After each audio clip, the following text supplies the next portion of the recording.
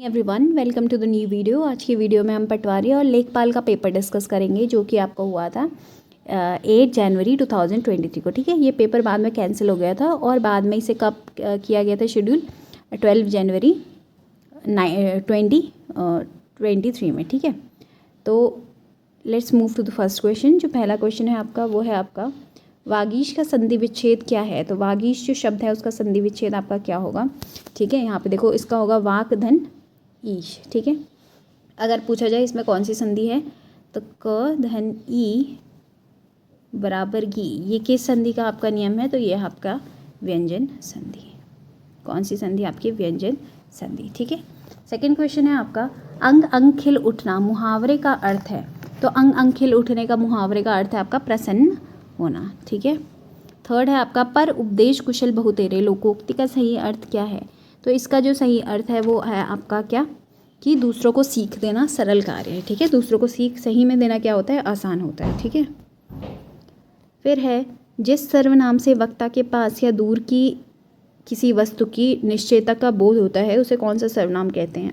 तो यहाँ पे निश्चितता का बोध हो रहा है तो ये निश्चयवाचक सर्वनाम।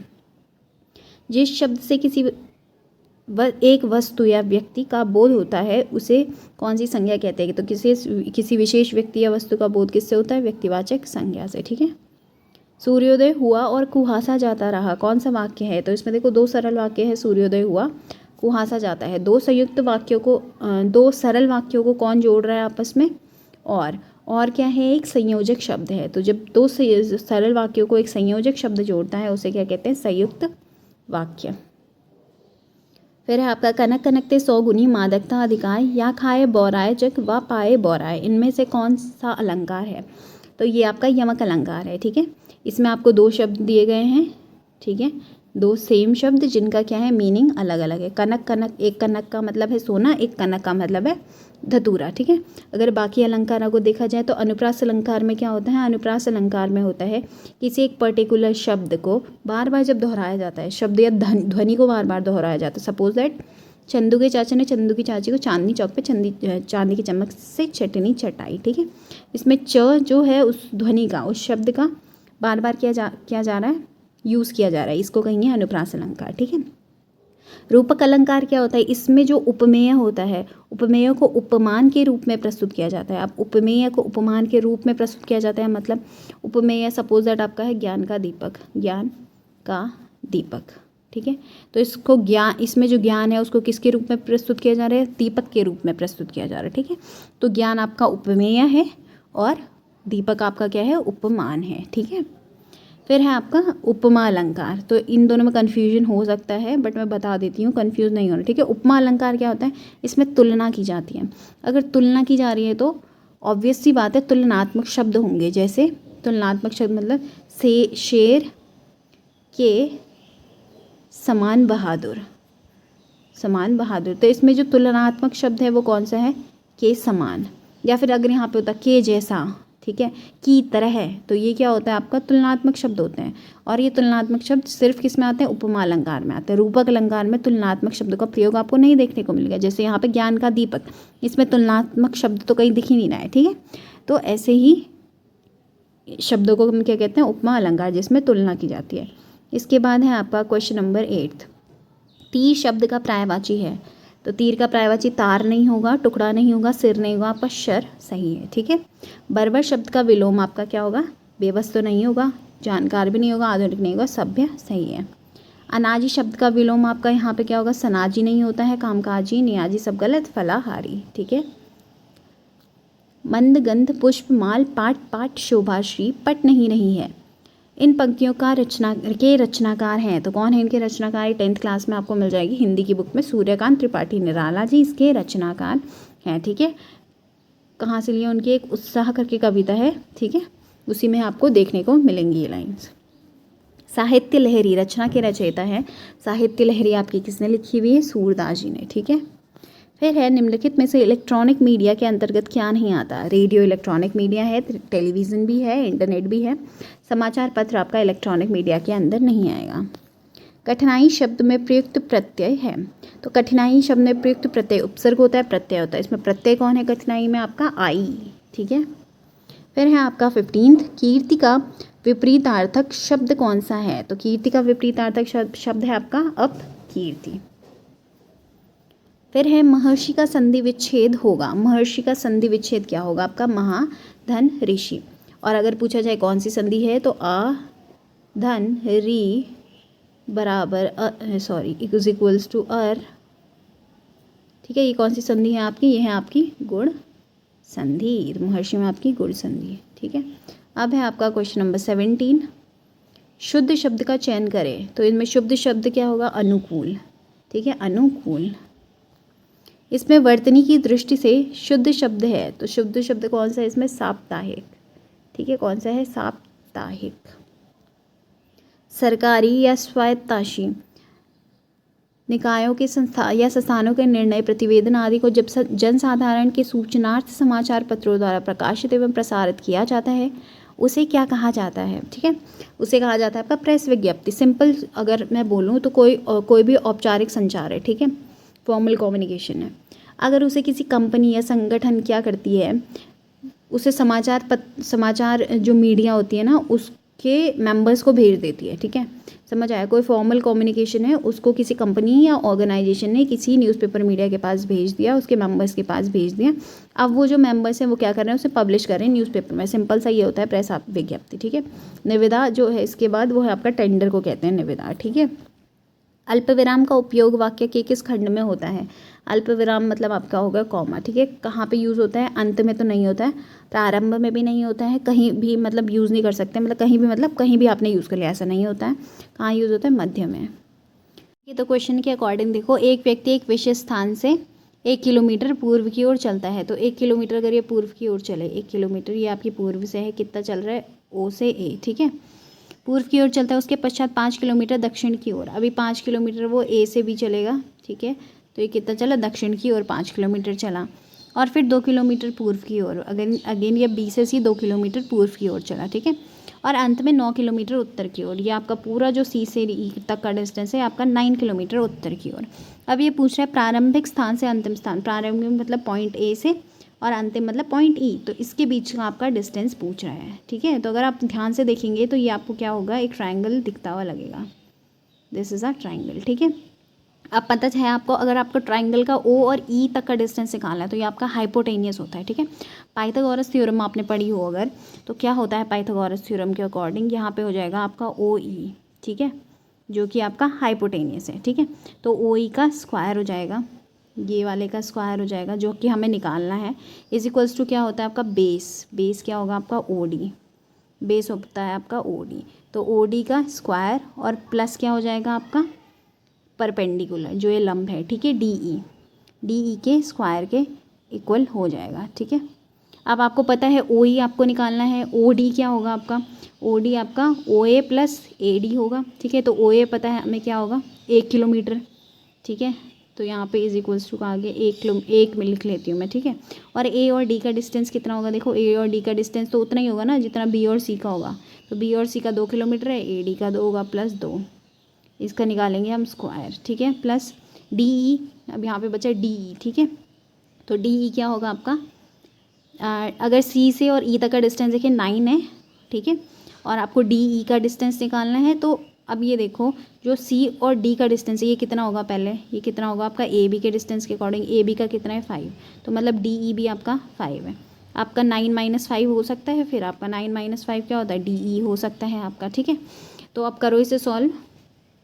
यहाँ पे दूसरा मैं यूज़ कर लूँ। ठीक है, तो अगर इसे सॉल्व करेंगे आप तो O E is equals to O E का स्क्वायर आपका हो जाएगा कितना? 1 + 2 होता है आपका 3 का स्क्वायर कितना होता है? 3 3 जा 9। ठीक है, प्लस 9 + 5 आपका क्या होता है? नहीं सॉरी, 9 - 5 क्या होता है? 4 होता है। 4 का स्क्वायर क्या होता है? 4 4 जा आपका 16 होता है। तो 9 + 16 आपका कितना होता है? मिला लो दूसरे को, 25 होता है। ठीक है, तो अगर ओ ई का स्क्वायर 25 है, ठीक है, यहाँ पे मैं इरेज कर देती हूँ। ठीक है, अगर ओ ई का स्क्वायर आपको मिल गया 25। ठीक है, ओ ई का स्क्वायर आपको मिल गया अगर 25, 1 मिनट, ओ ई का स्क्वायर अगर 25 है, ठीक है, तो यहाँ पे क्या हो जाएगा आपका, ये चला जाएगा आपका रूट में। अगर मैं सिर्फ ओ ई की बात करूँ, ओ ई, तो वो कितना हो जाएगा, √25, और √25 आपका क्या होता है, 5। ठीक है, तो इसका सही आंसर क्या हो जाएगा आपका 5। ठीक है, आई होप सो आपको समझ में आया होगा। ठीक है, अब let's move to next question. वो है आपका वर्ग में, क्वेश्चन नंबर 22, वर्ग में प्रत्येक पंक्ति या स्तंभ में संख्याएं एक नियम के अनुसार लिखी गई हैं, विलुप्त संख्या ज्ञात कीजिए। तो आपको इसमें जो विलुप्त संख्या है वो ज्ञात करनी है। ठीक है, 5 के बाद आपका 28 दिया गया है पहले में, उसके बाद आपका क्या दिया गया है, 3 दिया गया है। तो कैसे आया हुआ है ये देखो, 5 का स्क्वायर क्या होता है आपका, 5 का स्क्वायर होता है आपका, अभी देखा था हमने क्या होता है, 25 होता है। ठीक है, अब 5 के स्क्वायर में अगर आप 3 ऐड करेंगे तो वो आपका क्या हो जाएगा, 25 + 3, 26, 27, 28। ठीक है, अभी 11 का स्क्वायर है, 11 के स्क्वायर में अगर 4 ऐड करेंगे तो आपका बीच का जाएगा। 11 का स्क्वायर होता है आपका 121, प्लस अगर 4 ऐड किया 22, 23, 24, 25, 125। ठीक है, अब यहाँ पे भी सेम पैटर्न फॉलो अगर करेंगे, ठीक है, तो 9 का स्क्वायर हो जाएगा लास्ट में, प्लस 11 कर लेंगे। ठीक है, तो 9 9 जो 81 होता है, 81 + 11 क्या होता है आपका, 92 होता है। तो यहीं पे सही ऑप्शन क्या हो जाएगा आपका, 92। ठीक है, फिर है आपका क्वेश्चन नंबर 23। क्वेश्चन नंबर 23, यदि प्लस का अर्थ गुणा, ठीक है, मल्टीप्लाई का अर्थ ऋणात्मक और माइनस का अर्थ विभाजन तथा डिवाइड का अर्थ धनात्मक है, तो 36 × 4, ठीक है, फिर bracket -8 × 4 divide by 4 + 8 × 3 + 16 divided by 23 का मान। तो ये जो इसका जो सही ऑप्शन रहने वाला है वो आपका क्या रहने वाला है, ऑप्शन नंबर बी। ठीक है, अगर ये करके बताना है तो let me know in the comment section. यहाँ पे मैं बता देती हूँ आपको, आंसर सीधे आपका 0 होगा। फिर है आपका, एक क्षत्रप के सिक्कों में सोने चांदी का अनुपात क्या था। तो क्षत्रप के सिक्कों में जो सोने और चांदी का अनुपात था, ठीक है, वो क्या था आपका, वो था आपका 1:35। ठीक है, एक सोने का सिक्का कितने के बराबर था, 35 चांदी के सिक्कों के बराबर था। जहांगीर के दरबारी चित्रकार उस्ताद मंसूर किस प्रकार की चित्रकारी के लिए प्रसिद्ध थे। तो किस प्रकार की चित्रकारी के थे वो, पशु पक्षियों की चित्रकारी के लिए। ठीक है, उन्होंने जो एक्सटेंट हो चुका है, अभी कौन एक्सटेंट हो चुका है, हमारा डोडो। ठीक है, डोडो का भी क्या किया था, चित्र उन्होंने बनाया था। इसके अलावा साइबेरियन क्रेन का। ठीक है, फिर है, निम्न में से किस स्थिति को हैदराबाद राज्य के विरुद्ध भारत सरकार ने राज्य में शांति व्यवस्था पुनर्स्थापित करने के लिए पुलिस कार्रवाई की थी। तो कब की थी पुलिस कार्रवाई, ठीक है, हैदराबाद राज्य के विरुद्ध भारत सरकार ने राज्य शांति एवं व्यवस्था पुनर्स्थापित करने के लिए कब की थी आपकी, 13 सितंबर 1948 में की थी। ठीक है, क्या चलाया था, ऑपरेशन पोलो चलाया था। ठीक है, अगर बात करें कब हैदराबाद विलय हो गया था आपका भारत में, तो वो आपका हो गया था आपका 17 सितंबर, तब आ जाएगा आपका 17 सितंबर 1948। बट स्टार्टिंग जो हुई थी, ठीक है, शांति की, वो आपकी हुई थी 13 सितंबर 1948 में। फिर है आपका, निम्न में से कौन फ्रांस की क्रांति से पूर्व चर्च का सबसे बड़ा आलोचक था। तो इनमें से कौन सा था आपका, वॉल्टेयर था। ठीक है, वॉल्टेयर एक क्या था, बहुत ही फेमस रिनोड क्या था, एक राइटर भी था। लूनी नदी निम्नलिखित में से मॉनसून के किस समय में गिरती है, समय किस में गिरती है, मॉनसून के समय किस में गिरती है। तो मॉनसून के समय जो लूनी नदी है वो कहाँ गिरती है आपकी, माना जाता है वो कहाँ गिरती है, गुजरात के रण ऑफ कच्छ में। ठीक है, कच्छ के रण में गिरती है। लेकिन जब मॉनसून एक्सट्रीम लेवल पे हो जाता है तो वो कहाँ गिर जाती है आपके, अरब सागर में गिर जाती है, क्योंकि ऑप्शन में आपको नहीं दिया गया ना रन ऑफ कच्छ, वरना आप अगर दिया होता तो आप क्या करते हैं, रन ऑफ कच्छ। तो यहाँ पे जो सही ऑप्शन होगा अरब सागर होगा। निम्नलिखित में से कौन CPU और मेमोरी के बीच डेटा आदान प्रदान करने के लिए बस नहीं है। ठीक है, तो बस क्या होता है, बस इज़ अ कम्युनिकेशन सिस्टम, बस एक कम्युनिकेशन सिस्टम है, संचार माध्यम है। ठीक है, कम्युनिकेशन सिस्टम है। अब ये बता रहा है इनमें से कौन सा नहीं है, तो डेटाबेस, एड्रेस बस, नियंत्रण बस या फिर अनियंत्रण बस। तो अनियंत्रण बस आपका सही ऑप्शन होगा। ठीक है, किसी भाषा में ग्रैस्प को BMVNK से कोडित किया जाता है, इसमें क्रेन का कूट होगा। ठीक है, तो इसका जो सही ऑप्शन आंसर जो आपका रहने वाला है वो आपका रहने वाला है क्या, एक बार करके देख लेते हैं। ठीक है, ग्रैस्प क्या होता है आपका, ग्रैस्प GRASP। ठीक है। ग्रेस्प मतलब यहाँ पे दिया गया है आपको BMVN और K, ठीक है। तो अगर देखिए G और बीच का अगर आप डिफरेंस देखें तो कितना है, -5 है, -5 है। अगर आप देखेंगे R और M के बीच का डिफरेंस है -5 है। सबके बीच का डिफरेंस आपको क्या देखने को मिलेगा, -5 देखने को मिलेगा, ठीक है। अभी ये कह रहा है इसमें से क्रेन कूट है, तो बताना है आपको क्रेन किसके लिए रिजेंबल करेगा। तो क्रेन, जब सबका डिफरेंस सेम है तो क्रेन का देख लेते हैं। क्रेन CRANE, क्रेन, ठीक है। तो इसका जो सही ऑप्शन होगा वो आपका होगा ये वाला, ठीक है, XMVIZ। करके देख लो दोनों के बीच में क्या डिफरेंस मिलेगा, -6 का, सॉरी -6 नहीं, -5 का। ऊपर -5 था ना, तो इन दोनों के बीच कितना डिफरेंस बनेगा, -5 का, ठीक है। जो मैंने सॉल्व किया है वो किया है क्वेश्चन नंबर 31, ठीक है। तो क्वेश्चन एक बार पढ़ लो। निम्न श्रेणी में कितने पद हैं, ठीक है, आपको बताने हैं। तो यहाँ पे ए जो टर्म है कैसे किया है, ए को आपने 201 ले लिया है, डी को आपने क्या कर लिया है 215 - 208 ले लिया, ठीक है। यहाँ पे nth टर्म जो आपका 369 है, nth टर्म, ठीक है, nth टर्म जो है आपका 369 है, ठीक है। अब आपने जो निकालना है, ठीक है, पद निकालने हैं, तो इसको क्या करती हैं, n पर TN से डिनोट करते हैं। फॉर्मूला याद रखना, A + n - 1 × D। अब अगर हम पोजीशंस पे रखेंगे, जैसे 9 टर्म की पोजीशन है आपकी 369, फिर A है आपका 201, ठीक है, n - 1 और D है आपका 7। तो जब आप इसे सॉल्व करेंगे तो आपका जो आंसर आएगा वो कितना आएगा आपका, n = 25। तो इसका सही ऑप्शन होगा आपका n = 25, ठीक है। तो इसमें अगर मैं बताऊँ, इस वाले क्वेश्चन में यहाँ पे आपको देखने को मिल रहा है, यहाँ पे हम क्या करेंगे, देखो नंबर्स देख लो। z के बाद क्या आता है आपका x, तो कितना माइनस करके आ रहा है, 2 माइनस करो, 2 माइनस सब में। फिर x में अगर आप 2 माइनस करोगे v आ जाएगा -2, v में अगर -2 करोगे तो t आ जाएगा, और t में -2 करोगे तो r। तो ये -2 के सीक्वेंस में चल रहा है। अब यहाँ पे आपका p है, p पे करो -2, तो p के -2 क्या करके आता है, NOP, तो n, ठीक है। आप n देखो ऑप्शंस में 2 जगह हैं, ठीक है। अगर हम नंबर्स पे जाए, 1 के बाद 2, 2 के बाद 6, यहाँ नंबर आपको 2676, ठीक है। नंबर काफ़ी बड़े देखने को मिल रहे हैं। तो हम क्या करेंगे, ये हमें पता चल गया कि n यहाँ पे आ जाएगा n, ठीक है।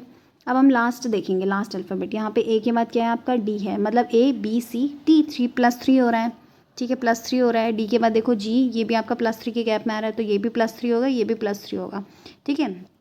अब MNOP, ठीक है, P किस में आ गया, +3। M के बाद यहाँ पे देखो ना, पर P आया ना, P के बाद आया S, ठीक है। तो यहाँ पे P देखेंगे, अभी P में +3 करेंगे तो PQRS, ठीक है। तो मतलब लास्ट में क्या आना चाहिए, यहाँ पे S आना चाहिए, ठीक है। तो N स्टार्टिंग में और लास्ट में S कहाँ, कौन सा वाला ऑप्शन में देखने को मिलेगा आपको, तो यहाँ पे देखो N स्टार्टिंग में S लास्ट में, आपका ऑप्शन नंबर 1। इसका जो सही आंसर हो जाएगा वो हो जाएगा आपका ऑप्शन नंबर A, ठीक है। तो निम्नलिखित में से कौन भारतीय संविधान की विशेषता नहीं है, तो गणतंत्रात्मक शासन प्रणाली, एकात्मक शासन, तो कौन सा नहीं है भाई, हमें पता है कौन सा नहीं है, एकात्मक शासन, जो यूनिटरी मेथड है वो क्या नहीं है, भारत के संविधान की विशेषता नहीं है। फिर है निम्नलिखित में से कौन सा मौलिक अधिकार नहीं है, इनमें से मौलिक अधिकार कौन सा नहीं है, संपत्ति का अधिकार। संपत्ति का अधिकार क्या है आपका, मौलिक अधिकार नहीं है। भारत के मौलिक अधिकारों के विषय में निम्न में से क्या सही नहीं है, तो क्या सही नहीं है, सामाजिक आर्थिक न्याय, ठीक है, व्यक्तिगत स्वतंत्रता पर बल, ये तो दिया जाता है, ये भी दिया जाता है, ये भी दिया जाता है, सर्वोच्च न्यायालय द्वारा सुरक्षा भी दी जाती है, औचित्यपूर्ण प्रबंधन क्या है, इसका सही ऑप्शन है, ठीक है। ये क्या है, नहीं है, विशेषता नहीं है। राजनीति के निर्देशक सिद्धांत निम्न में से किससे संबंधित है, केवल सामाजिक न्याय से, केवल आर्थिक न्याय से, केवल राजनीतिक न्याय से, या उपरोक्त सभी, तो सभी से ही क्या है, संबंधित है। निम्न में से भारतीय संविधान का कौन सा अनुच्छेद समान आचार संहिता, मतलब यूनिफॉर्म सिविल कोड से संबंधित है, तो कौन सा है, वो है आपका आर्टिकल 44। भारत राज्यों के विधान परिषद के सदस्यों की न्यूनतम संख्या क्या है, तो कितनी है, वो है आपकी 40। बंदी प्रत्यक्षीकरण निम्न में से किसके द्वारा जारी किया जाता है, तो देखो बंदी प्रत्यक्षीकरण जो जारी किया जाता है, ठीक है, जिसे हम क्या कहते हैं, हैबियस कॉर्पस भी कहते हैं, याद रखना, हैबियस कॉर्पस, ठीक है। तो ये किसके द्वारा जारी किया जाता है, अगर बात करें आर्टिकल 32, तो आर्टिकल 32 की बात करें तो जारी किया जाता है आपका सर्वोच्च न्यायालय द्वारा, ठीक है, सर्वोच्च न्यायालय द्वारा। और अगर आर्टिकल 226 की बात करें, आर्टिकल 226 की बात करें, उसमें उसमें क्या कहा गया है कि किसके द्वारा वो किया जाएगा, जारी किया जाएगा, वो उच्च न्यायालय द्वारा। तो इसमें दोनों ही ऑप्शन सही है, दोनों ही क्या करते हैं, जारी करते हैं इसे, ठीक है। इसके बाद है आपका क्वेश्चन नंबर 40। संघ लोक सेवा आयोग के सदस्यों की सेवा शर्तें तय करने का अधिकार किसे प्राप्त है? तो किसे प्राप्त है आपका? राष्ट्रपति को। राज्य पुनर्गठन आयोग ने अपनी रिपोर्ट कब प्रस्तुत की? कब प्रस्तुत की आपकी? 30 सितंबर 1945। यहाँ पे ना दिसंबर नहीं होगा, यहाँ पे आपका सितंबर होगा, ठीक है। भारत ने प्रथम निर्यात प्रसंस्करण जोन की स्थापना 1965 में हुई थी, ठीक है। तो भारत के प्रथम निर्यात प्रसंस्करण जोन की स्थापना कहाँ हुई थी आपकी? गुजरात में, गुजरात में। और गुजरात में इनमें से कौन सा है? कांडला। तो गुजरात के कांडला में। पुलिकट झील मध्य में स्थित है। जो पुलिकट लेक है वो कहाँ स्थित है आपका? तमिलनाडु और आंध्र प्रदेश में आपका स्थित है। बेसिकली आंध्र प्रदेश और तमिलनाडु के कुछ जगहों के में, ठीक है। तो ये झील कहाँ है? उनके बीच में है। निम्न में से किस क्षेत्र में सर्वाधिक जैव विविधता, जैव विविधता जो होती है, बायोडाइवर्सिटी, सबसे ज़्यादा किस में होती है? उष्णकटिबंधीय वर्षावन। ये दिख नहीं रहा होगा, ठीक है, मैं बता देती हूँ बोल के, ठीक है। इंग्लिश में अगर बात करें, ट्रॉपिकल रीजन में, ट्रॉपिकल फॉरेस्ट या फिर ट्रॉपिकल रीजन में क्या होती है? सबसे ज़्यादा बायोडाइवर्सिटी देखने को मिलती है। फिर है बांग्लादेश में गंगा नदी को किस नाम से जानी जाती है? क्या? पद्मा, ठीक है। B.R. अम्बेडकर के अनुसार निम्न में से कौन सा अनुच्छेद भारतीय संविधान का दिल एवं आत्मा है? तो दिल एवं आत्मा कौन से संविधान को क्या है कहा गया है? आर्टिकल नंबर 32 को, ठीक है, राइट टू कॉन्स्टिट्यूशनल रेमेडीज। फिर है आपका क्वेश्चन नंबर 47। भारत के राष्ट्रपति द्रौपदी मुर्मू किस राज्य तथा जनजाति से संबंधित हैं?